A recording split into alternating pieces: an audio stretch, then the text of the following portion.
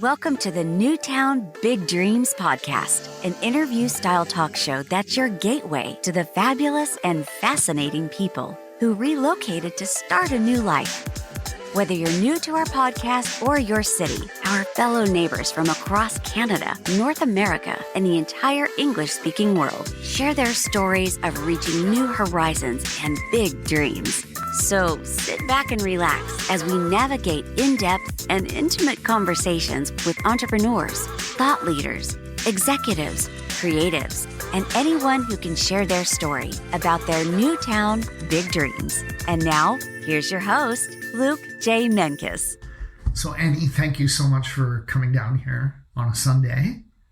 And I understand you've only been in Kelowna since October. Yes. So tell us the story of how you ended up here. It was a bit of a surprise, Luke, because when I first came, I came here to be with my daughter, who's now she and I are both online marketers. Okay. And she came here in August, and I came here in October just to, spend some time with her, maybe a month or so. And we ended up getting this spectacular place on the water. It's Sunset Drive Waterfront Properties, I believe. Yeah. And the day that we moved in, she sat me down and she said, "Mom, would you consider staying here for 6 months?" And it's so funny because at first I was resistant. I was thinking, I don't know if I want to stay here for 6 months. And then I think it took me, a day, and I decided, okay, let's do it. Wow. So she came first. Yeah. And where did you come from? Did you both come from the same city? Yeah, technically, yes. I came from Victoria, and she had spent some time in Alberta. And she was considering maybe spending some time in Calgary. Now, to set the scene, we're both kind of nomadic as well. A little bit of the gypsy thing going on. So we move out of this place on the 23rd of April. We come back on the 1st of September. But in the meantime, then we go to San Diego. We're going to Portugal together. She'll spend time in Portugal. I'm going to Ireland. And then we'll come back to Kelowna. Wow. So Very nice. So how did she settle on Kelowna? I find that lifestyle fascinating. Yeah. I've lived in 4 different countries. I moved a lot when I was younger. And in my 20s and 30s, I moved a ton. Yeah. Now I'm a little more stable. But a lot of moving. So how did your daughter choose Kelowna? It was really random. Yeah. It was really random. More like she had a common connection who was already here in Kelowna. And A friend. Yeah, a friend. And to her, it seemed like a good fit because she was kind of in between niching what she would do with her business. And so Kelowna seemed like a really good fit as opposed to Calgary. Yeah. Because Kelowna was more into tourism, wineries, experiences. And that's what she was thinking of niching her business into. Right. So it's very cool. There's we've interviewed a lot of people in the tech industry, various types, marketers, and also venture capitalists, people who fund startups. And it's occurred to me that Kelowna is a really great spot because it's a great place to live. And with the internet, we can run all kinds of businesses from anywhere. So we might as well be in a city that's great to begin with.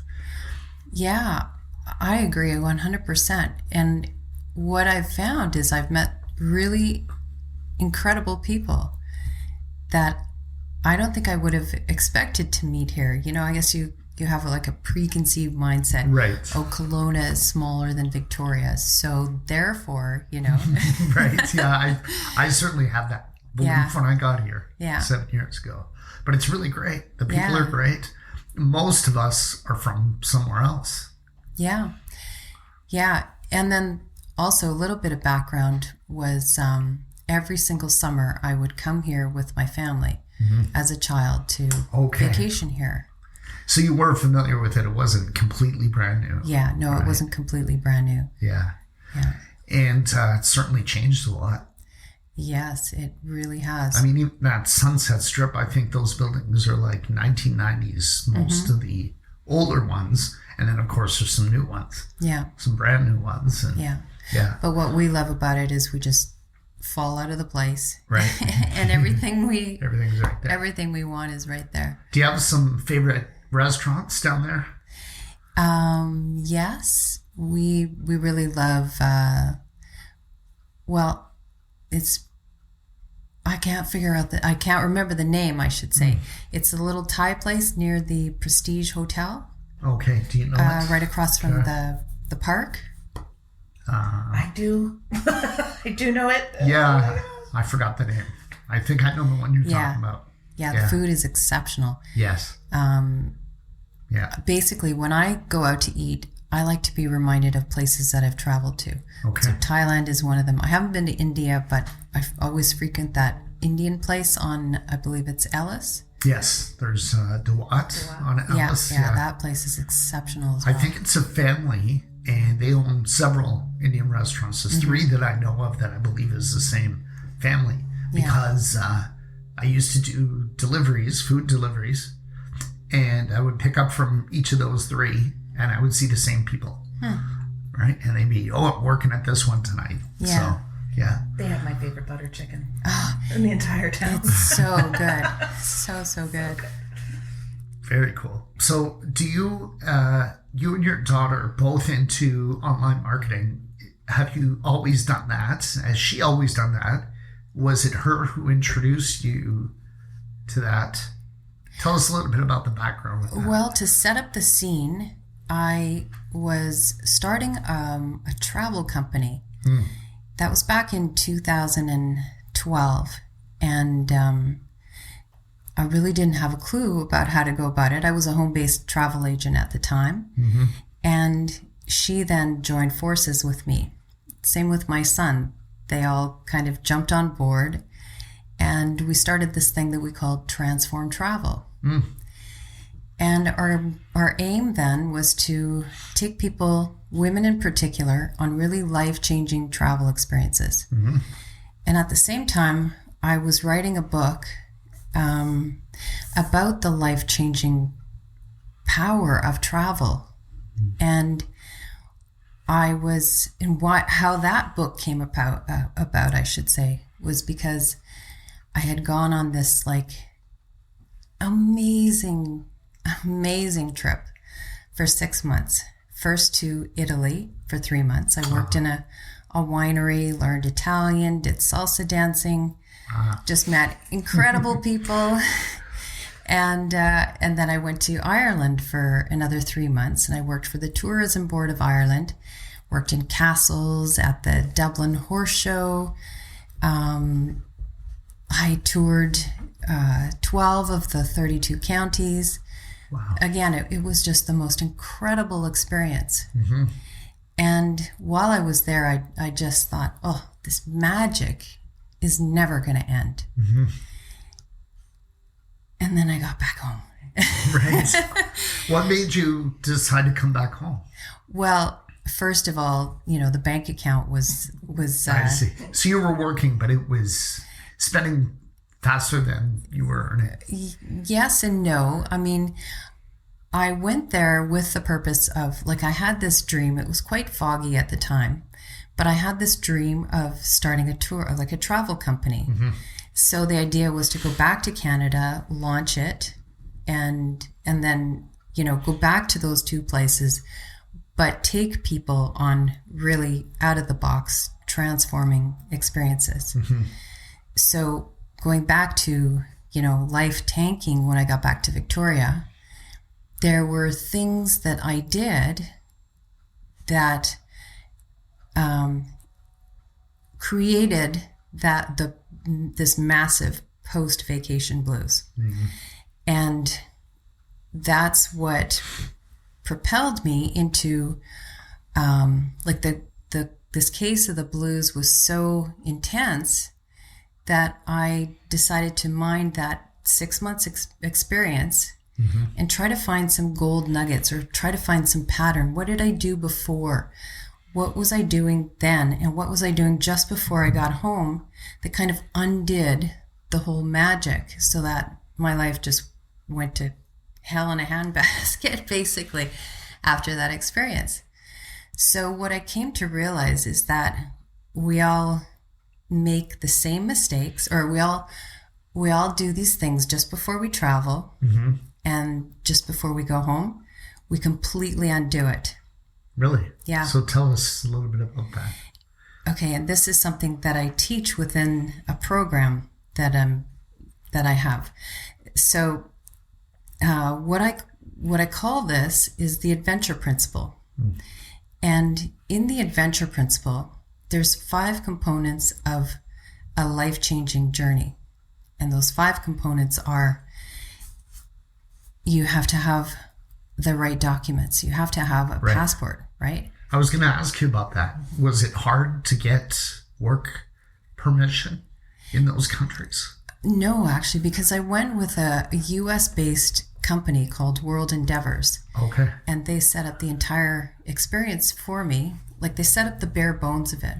And once I got there, I really had to work on some of the pieces myself, you know? Yeah. Okay. To really personalize it. Right. Yeah. So documentation is the first step. And I use passport in kind of, like, I use these steps in a metaphorical sense. Okay. Because your passport is really who you become even before you jump on a plane and head out to that amazing destination. You're already becoming that before you get there. Right. And so the second thing is you must travel light. And again, these are all things you do before you get to your destination. Right. So traveling light is you lose the heavy baggage. Right. You know, you get really focused on what am I going to take in my suitcase? What are the essentials? And what's all the stuff I need to leave behind? The third thing is you know exactly, specifically, which destination you're landing or flying into. Because if you were to think about it, you know, let's say you go to the airport and you say to the ticketing agent, I want to go to Italy. Well, she's just going to look at you and say, you know, it's not enough. Be more specific, right? Is that Rome? Is it Venice, Milan, Bologna, Pisa? You know, any one of those. Because you really need to be specific about creating that adventure. Where specifically are you going? Right. And then the last 2 steps are you need a mentor, someone who's been there before, who can guide you through the experience. And then the roadmap, the fast track to success, like the system, which, you know, for a lot of people looks like the guidebook, like the Rick Steves thing that they pack around, or, you know, something that can help you get from A to B once you're in that destination. Right. Super cool. So how is this a metaphor for life? These 5 steps to a great adventure, I think you called it. Yeah. You said it's also a metaphor for life. Yes. Well, okay. Where do I begin? Where do I begin? Because the adventure principle is essentially the process that I used to heal myself from an incurable cancer diagnosis. Wow. And that occurred after I took my 2 adult kids back with me to Italy and Ireland in 2013. We went on a site inspection tour, and, you know, everything was set up, expenses were paid for, and, you know, we were taken to beautiful spots that would be on this, you know, amazing destination that we would then offer to women once we got back. But life just really surprised me by just kind of pulling the rug out from underneath me and saying, no, you're not doing it. And I had to wrestle with the fact that okay, I'm not doing it, but I'm not going to live either. You know what I mean? Mm-hmm. So that diagnosis then was given to me just after I was recovering from surgery. Like I was just coming to, the anesthetic had barely worn off, and I saw the oncologist at my bedside, and she, started off by saying good things, but I didn't notice the look in her eyes or that her arms were folded. And that's when she said, rather defiantly, it's incurable. Wow. So you had surgery and they discovered cancer. Yeah. Well, during the surgery. I was diagnosed with cancer in July of that year. So this was fall of 2013. And the operation was to remove the tumor. And in my mind, I thought it would be all gone. And, so it just really hit me like a ton of bricks. Yeah. So it's incurable. So what did you do next? I can't say. Okay. It's really bad language. Right. But basically, it was like, F you.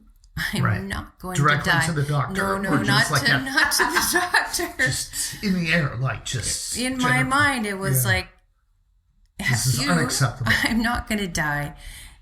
F you. This is not how it's going to go.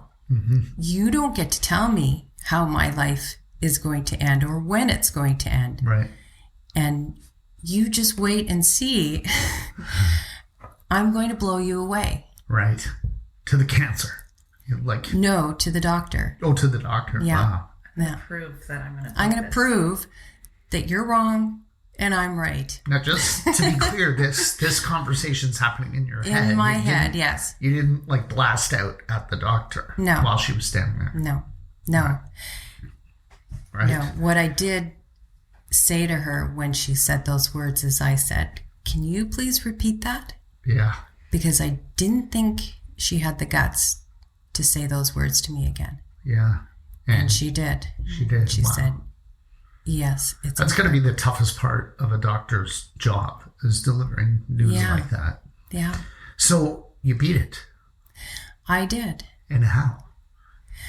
Well, shortly after those FU moments, Right. I did something that surprised even me. I asked for a nurse and she came over and I said, can you bring me a pen and a piece of paper?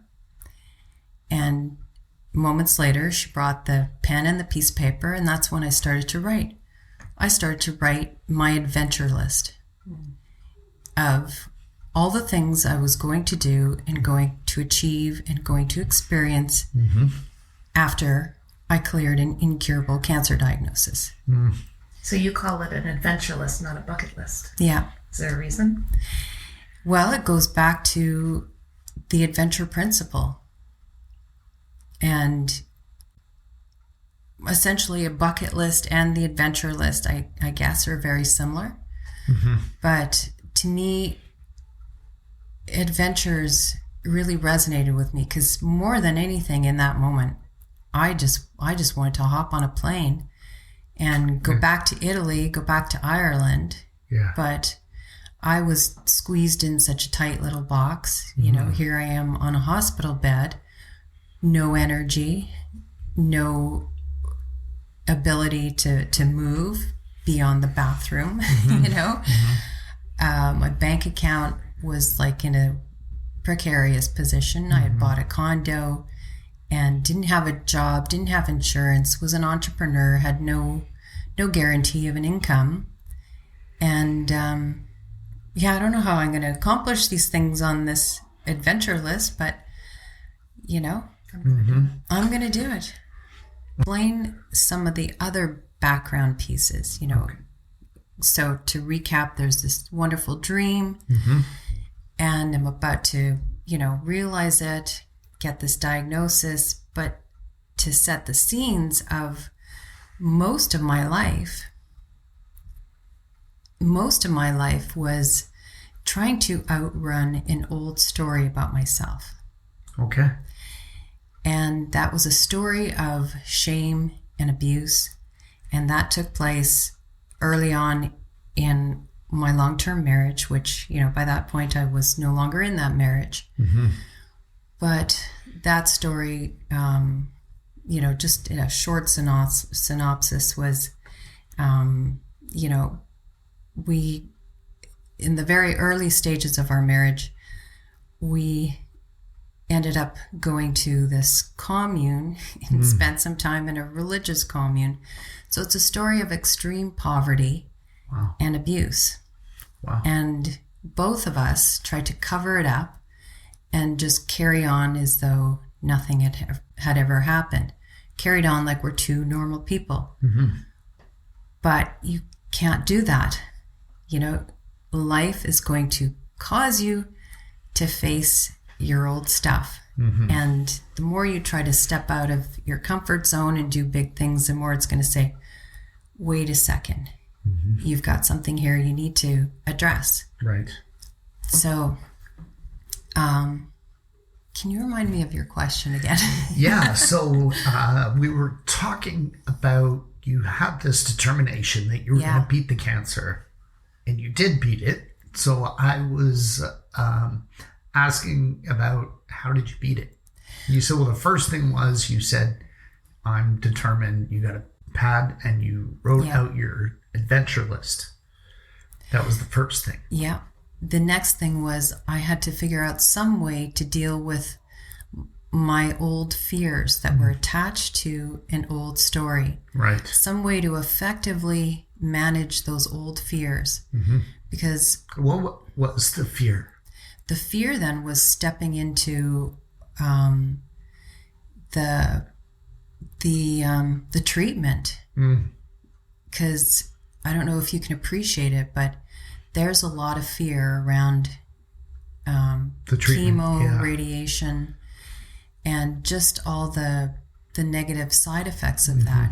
What's going to happen to my hair? What's going to happen to my physical energy? Yes. Because you see so many consequences of that, and it's always painted in such a dire picture, right? Mm-hmm. Yes. And so that was my biggest fear. And you said that your fear was connected to the abusive relationship you'd been in. Well, it was something with your past that kind of burdened you with extra fear. Extra fear, yeah. Yeah. Yeah. So how did you shed that? Interesting that you asked that, because I kept coming back to what I had written in my book, these principles that I had written down. And in my mind, I kept thinking, what if I apply that to this extended period of time that I have as a time off, a time off with cancer? I can't work. I can't go anywhere. Other people would be happy for 2 years off. But in this circumstance, it's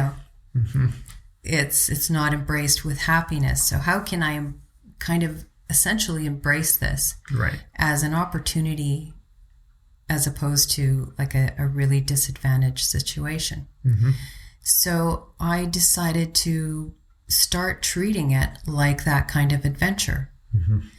And one of the things that I did when I was undergoing chemo, like just about to face chemo, was the first time I was there, I was sitting in that big comfy chair, with the side rests and the cup holders, and you can move the seat, like the seat, so you got rest for your legs.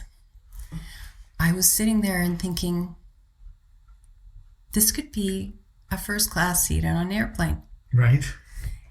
And the nurse could be my flight attendant, who's coming over with the comfy blanket, hooking me up with the cocktail. Right. It's not a real cocktail, it's a chemo cocktail. But that's what I did. I closed my eyes and just imagined that I was in first class. Nice. And that this experience was actually going to really usher me into being able to travel the world, which was my big dream at the time. Do you recall where you were traveling on that first trip? The first time you imagined this? Italy. Italy. Yeah. Is that your favorite spot? It's one of them. Italy and Ireland. I mean, Me they just have soft spots in my heart. Yeah. I've never been to Ireland. I have Irish in my ancestry. Okay. But I've been to Italy several times and I absolutely love it. Yeah, me too. So you're imagining you're flying to Italy. Yeah. Yeah. And I guess emotionally it helped you feel better right away. Yeah. Well, when I look back, the oncologist told me that I was given 3 extremely toxic doses of chemo, and that by the first, within the first couple of days of the first round, I'd lose my hair. Wow. Well, it hung on for past the second round, almost to the third round, and I didn't experience any nausea, very few pains in my body, if any. I had good energy. I even went social dancing sometimes. And when I look back and checked out the blood work, my charts, my blood work had actually improved in some areas. Wow. And my white blood cell count had hardly skipped a beat. Normally it's like 300. I think it went down to 220. Yeah. Which was really, really remarkable. Wow. Was the doctor surprised, the oncologist? No, they were really not on my side the entire time, kind of forbidding me from supplements or... Really? Yeah. So they do you feel like they kind of treat it almost like a production line? Like they're not really looking at you as an individual, but they're getting through a certain number of patients and... Just... in my mind, what I sensed was going on there was I got the sense that they looked at me with a certain measure of judgment. Here I was diagnosed in the summer, and I was starting to use holistic treatment, and maybe they thought, you idiot, had you, submitted yourself to our treatment much sooner, you wouldn't be in this predicament. So now we're going to, keep on top of you and make sure that you follow our protocol rather than go your own way. Right. But. Interesting. So out of this came a book and also an 8-week program. Yes. The book is called Passport to Life, How I Overcame Incurable Cancer Through the Power of Travel. Sorry. That's okay.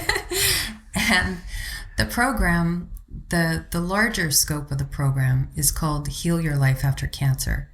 Because what I've come to realize was that the real healing actually began after I was finished chemo. Because that's when I had to put together all the broken pieces of my life, my finances, my love life, or, getting back into dating and feeling comfortable with that. And, just feeling comfortable in my own skin again. Right. How did you come up with the 8-week format? Well, it's something that I'm going to launch this fall. Okay. And I'm in the process of putting it together with contributors from places like New York, LA, London, and they're experts who deal in the area of intimacy, finances, fitness, nutrition, relationships, breath work, all that kind of stuff. Right. And so my particular area of expertise that I contribute to this is I help women reinvent themselves after cancer, or for that matter, trauma or loss. Wow. Because that's something that I had to do to really shed that old story of myself. Yeah.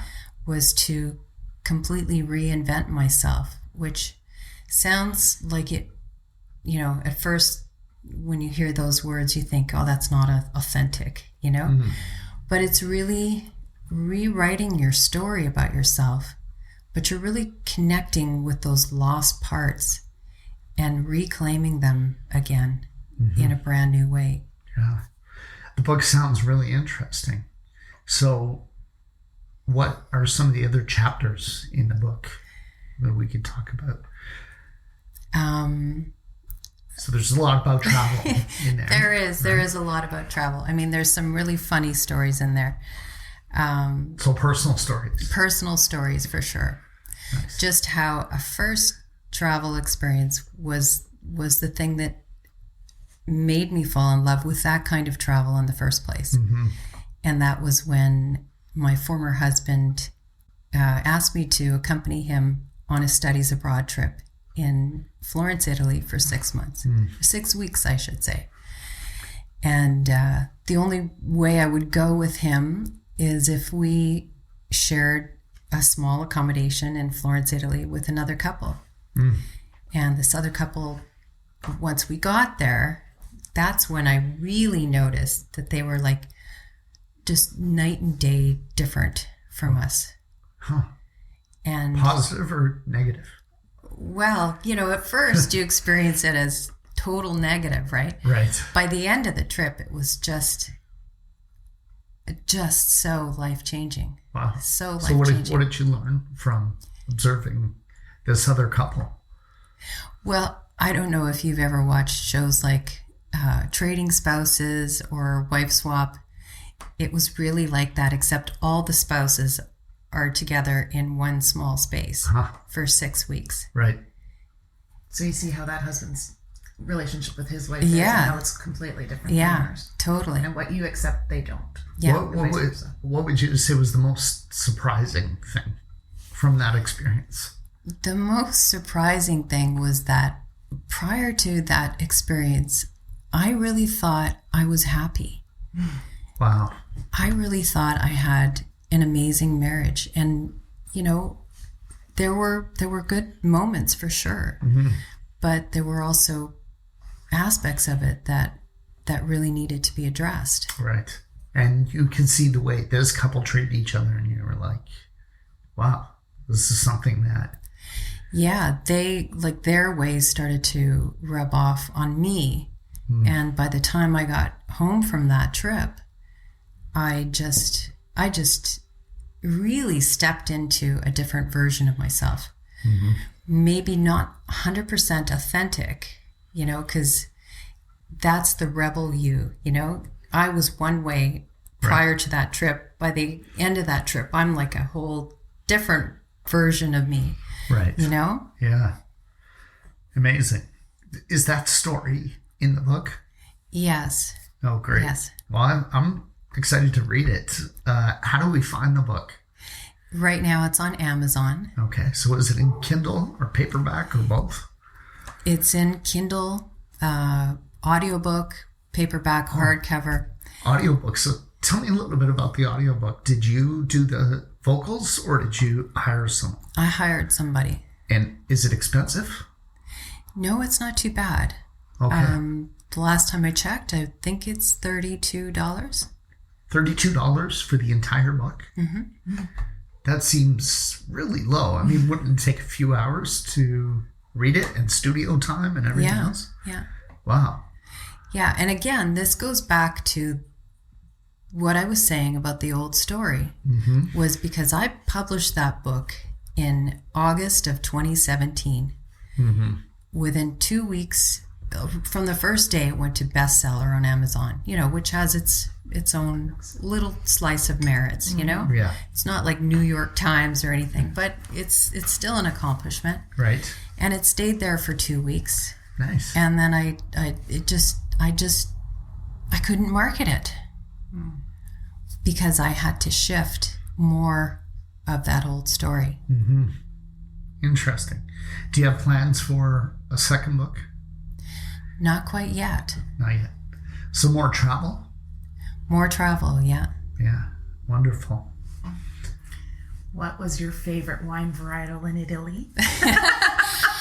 Well, I worked at an organic winery, which at the time was really first of its kind back then. Yeah. And Tenuto San Vita was the winery.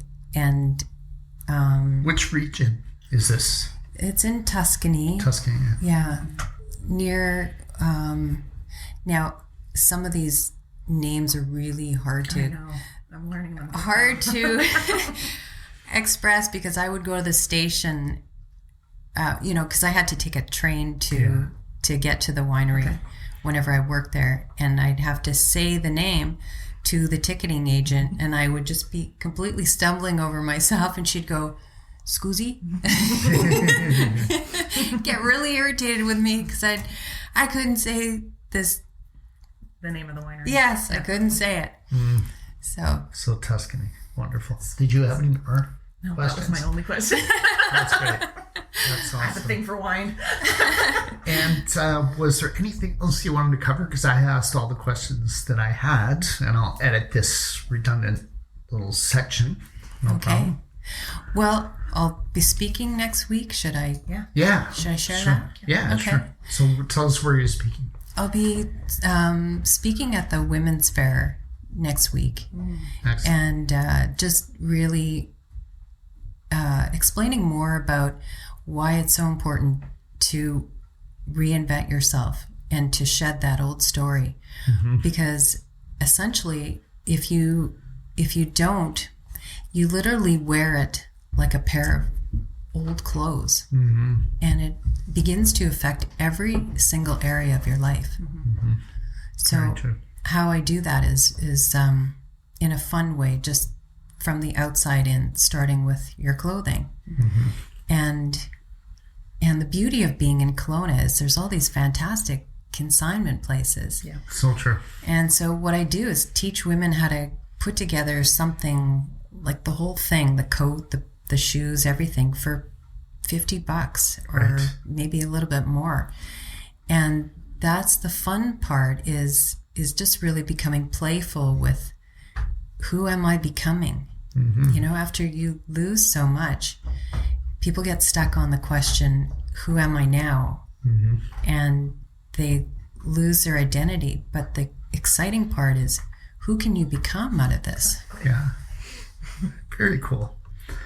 So, Annie, who would you like to nominate to come on the show? I would, as a mother, Right? I would love to nominate my daughter, Wonderful. Sarah Delacour. Okay. And if she's resistant, I would love to also nominate Chantel Adams. Now, Sarah, she's got a company called Brandstigator. So she's a social media marketer. And then I don't know if you know who Chantel Adams is. The name sounds familiar. She does Center Stage Live here in Kelowna. What's Center Stage Live? It's a 3-day, I think, retreat where she hosts it at a winery. I think it's Sparkling Hills Winery. She brings in a videographer, makeup artist, and you then present your signature talk or your signature speech at her event, and it's filmed, and you can use those pieces for your marketing and your website and everything. Great. Yeah. Well, that's great. We'll look forward to talking to the two of them. Yeah. Annie, thanks so much for your time today. It's been a real Thank you. pleasure, and I loved hearing about Italy. Yeah, it's been about 18 years since I've been to Italy, my. and I've been about 6 times in my life, but about 18 years since I was last there. So I've really got to get back. It's time for you to go. I think so. And bring me. Yeah. Yes, right here. Thank you so much. Thank you so much, Luke. We hope you enjoyed this episode of the Newtown Big Dreams podcast with your host, Luke Menkes, and his authentic guests. And we love our listeners and hope you subscribe now to learn more about the amazing journeys of our incredible guests who relocated to find a new town, big dreams. And remember, make your dreams big.